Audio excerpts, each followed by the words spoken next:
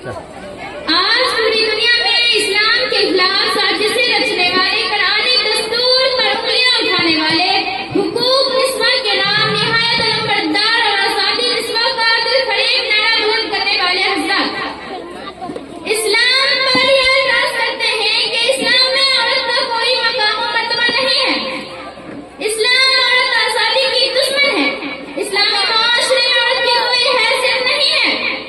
इस्लाम ने औरत को पर्दे की जंजीर में बांधकर उसे घरों में कैद करके रख दिया है और उसकी फितरत आजादी को छीन लिया। अलगर्ज इस किस्म के बेशुमार अज़मात इस्लाम पर लगाते हैं। तो आइए आज की इस मुबारक और पुरनूर महफिल में हम उन्हें रज़ात की तारीख की रोशनी में जायजा लें और देखते हैं कि मज़हब इस्लाम ने औरत को क्या इज्जत दी और इस्लाम से पहले दिगर मज़ाहिब में औरत की क्या हैसियत थी।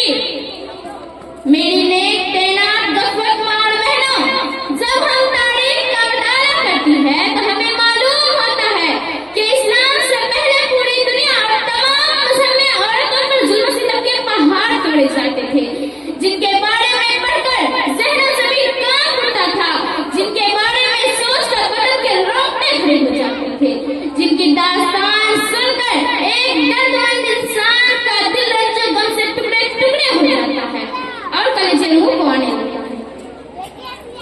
इस्लाम की आमद से कबल कदीम यूनान में औरतों को शैतान की बेटी और निजात का मुजस्सिमा समझा जाता था।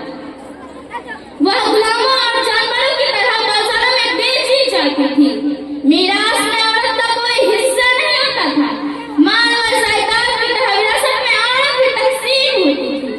रोमियों ने औरत को जानवरों का मकाम दिया था और निकाह के औरत को खरीदने का जरिया समझा जाता था। मामूली कसूर पर औरत को कत्ल कर दिया जाता था। यहूदियों का एक गिरोह औरत को इंसान नहीं तस्वुर करता था।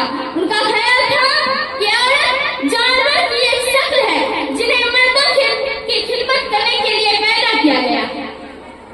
लेकिन जब इस्लाम आया तो दुनिया भर की सताई हुई औरत की किस्मत का सितारा चमक उठा।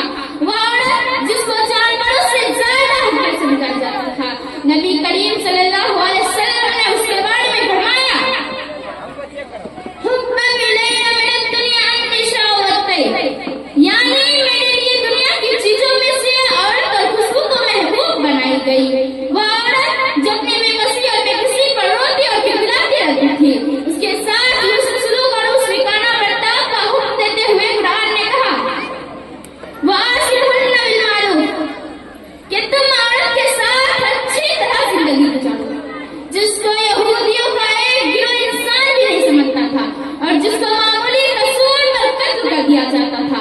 कुरान ने उसके बारे में फरमाया, वलहुन्ना मिस्लुल्लज़ी अलैहिन्ना बिल मारूफ, यानी जिस तरह औरतों पर मर्दों के हुकूक हैं वैसे ही मर्द पर औरत के भी हुकूक हैं।